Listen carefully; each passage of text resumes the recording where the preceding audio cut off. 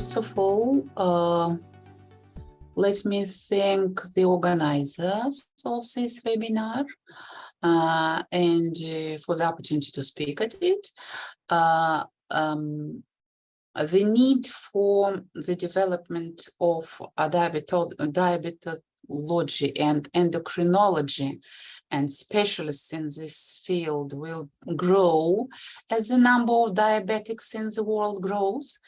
At first, I thought what I'm a demographer, would do at this conference where all doctors participate.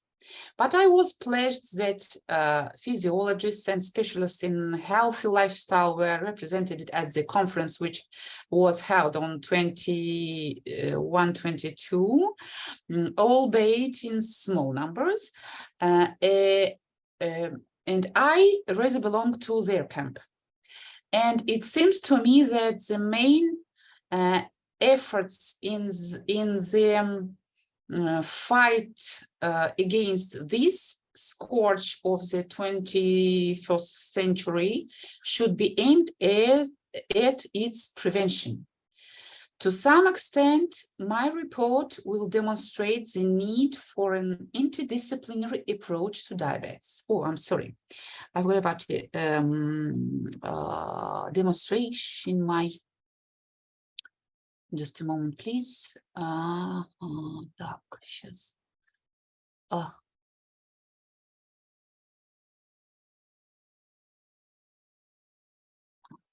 Увеличить там.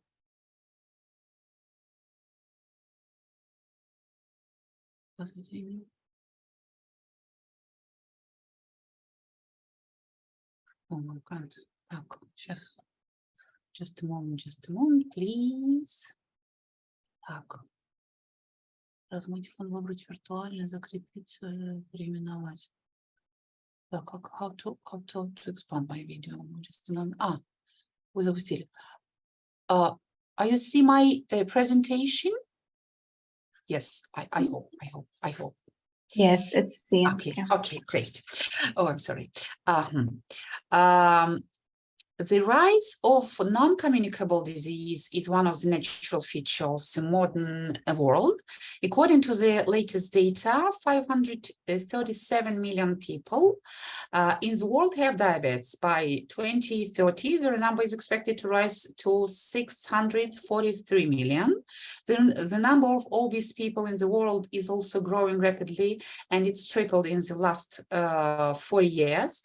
Among children and adolescents in Russia during this period, this number increased by 4.5 times. In April this year, the 75th World Health Assembly adopted the Accelerated Action Plan for the Prevention and Control of Non-Communicable Diseases.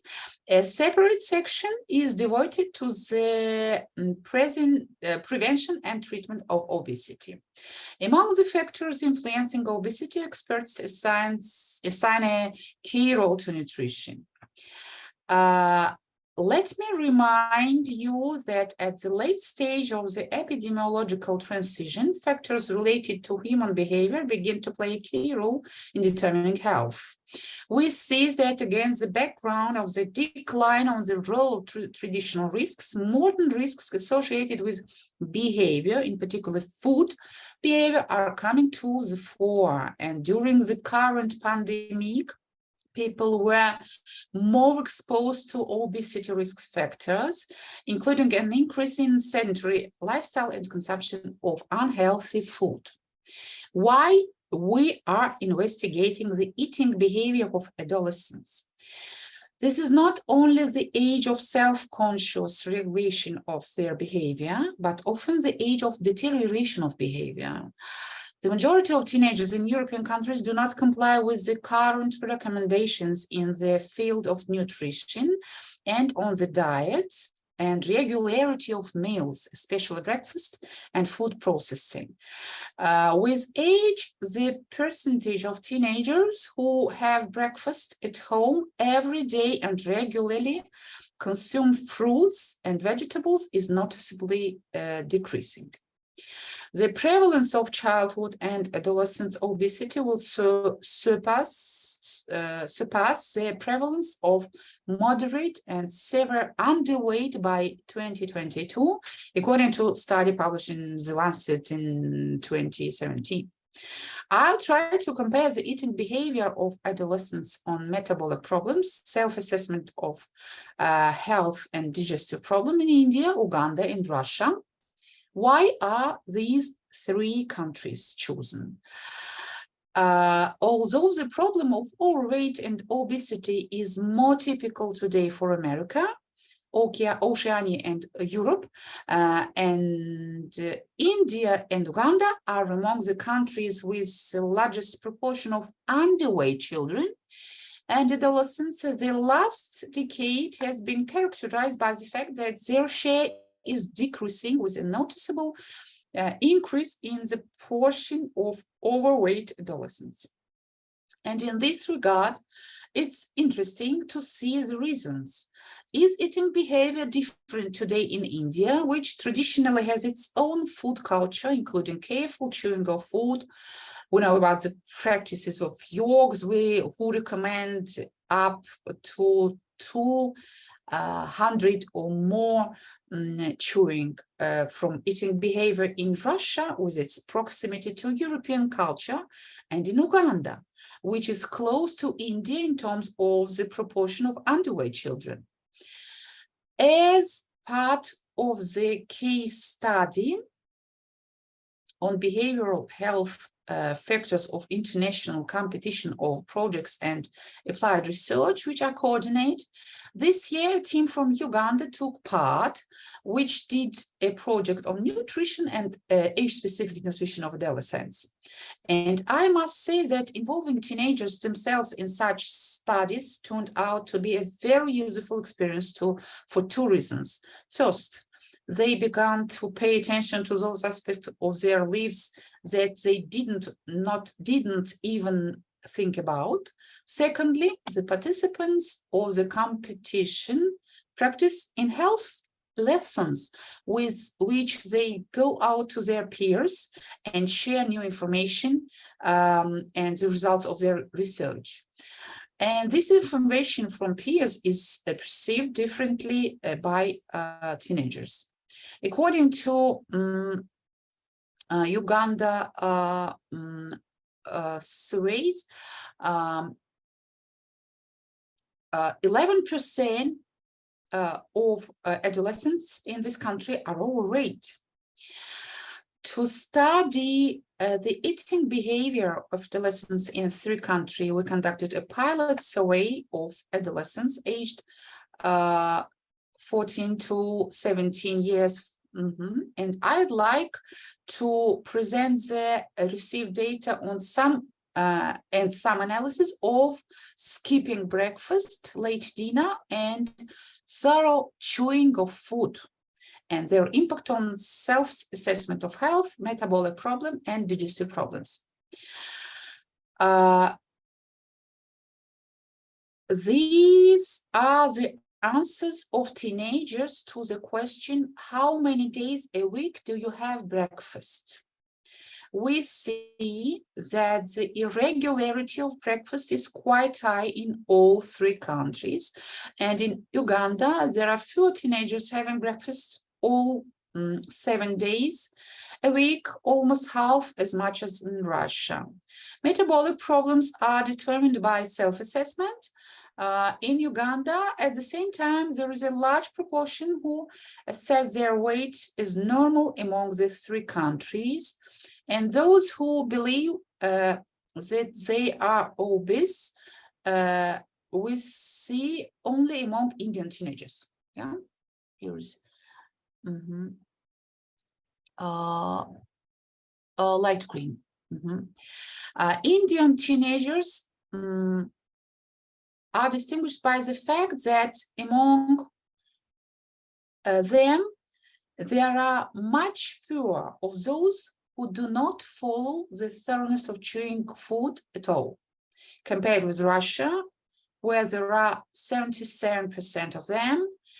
And everywhere, there's a very small proportion of chewing food more than 30 times, the recommended minimum. We see that late dinners are quite common among teenagers with some differences by country, and the presence of digestive problem is noted by a large proportion of teenagers in India. An attempt to identify correlation gives the following picture. And we see that the greatest influence of thorough chewing on metabolic problem is in India, which is distinguished by great attention to this aspect of eating behavior. We also see that skipping breakfast affects self-assessment of health, and late dinners affect metabolic problem in Uganda. In Russia, the negative impact of the lack of thorough chewing on digestive problem is visible. We try to simulate relations using an ordered logit model, and it turned out that the resulting model can predict with a fairly higher degree of accuracy the dependence of the metabolic disorders on the chewing food in India, 62.9%, digestive problem on the frequency of meal in Uganda, 82%, and the regularity of breakfast in Russia, 76.4%. Despite the limitations associated primarily with the limited sample size, the study allows us to draw a number of conclusions. Data analysis shows that skipping breakfast, late dinners, and thorough chewing of food affects the health of adolescents by varying degrees, depending on eating patterns. It's available, it's advisable, it's mostly advisable to include these questions in large-scale national surveys.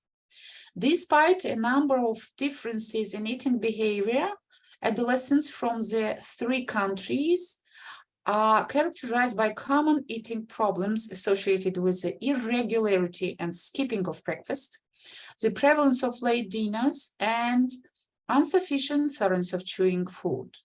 To obtain more accurate results, it's necessary to expand the sample and obtain more accurate data on the state of health with the involvement of specialists. And now, since the thorough chewing is the less researched aspect of eating behavior, let me tell you a little more about the importance and the way of improvement of thorough chewing that we offer. I couldn't uncover any large-scale studies that could address the issue of chewing thoroughness. However, a handful of researchers who undertook limited research were capable of reaching crucial findings. Very briefly, increasing quantity of chews 2 times reduces food volume by 14.8%. Longer oral exposure promotes satiety and maintains euglycemia. People who eat quickly experience intense hunger. Those who ate slowly required on average 42% more chews per bite and consumed half as much as those who ate fast. A close link between textural characteristics of food and eating behavior was observed. Changing food texture can be an effective technique for lowering overall daily calorie consumption.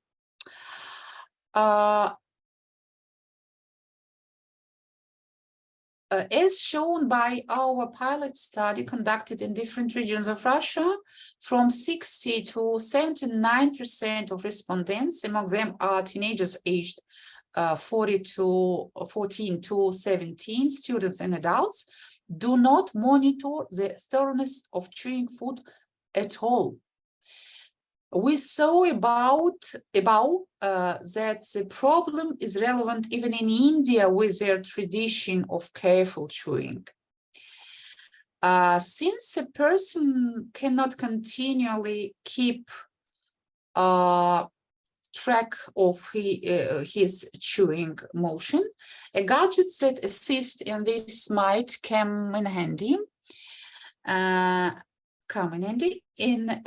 Important characteristics of such device is not only the ability to track the amount and force of chewing, track the amount and force of chewing, but also their ability to develop a habit of chewing thoroughly. This is the first version of the device proposed by us. Our group of scientists include programmers, engineers, mathematicians, demographers, and statisticians. The illustration depicts a general overview of a device for tracking chewing motions in the shape of an earphone. The gadget is equipped with a control and information processing unit in the form of a microcontroller, a speaker, number 5, a liquid crystal display number 6, button 7 and 8, and a switched 9 to monitor chewing movements. This is how the modified design of the device looks like. Moving the place of reading the signal from the ear to the temporal masticatory muscle made it possible to improve the quality of reading and differentiate it from signals received during other movement of the jaws, for example, during conversation. Here we see how much the reading of chewing signals was improved. Here, the signal which can be received from first device and the modified device. As it turned out, the data about the intensity of chewing is also much better read from the temporalis masseter muscle, since the top region of the jaw is linked to the temporal masseter muscle, but is unaffected by other movement, for example, jaw movement during speech. It's feasible to detect pure signals with a maximum amplitude of movement and minimum distortions. Although the idea of the device arose from the author in connection with reflections on the causes of digestive problems, further development led to unexpected and very important results. We can now count not only the number of chews, but also count the number of swallows, as well as determine the amount of energy that a person spends during each meals. It seems to me that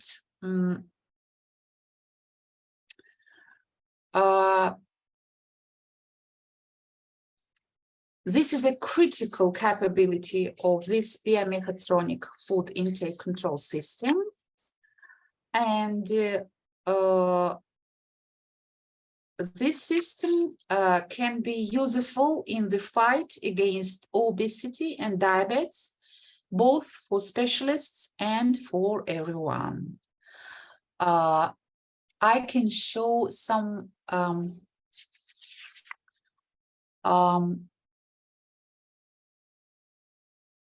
picture of food intake. And this device, this system can define also what kind of food you are taking now.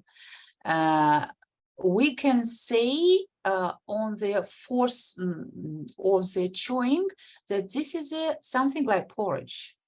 This is a hard meal, maybe something like meat and so on. This is a soup. This is soup which doesn't require strong chewing. And this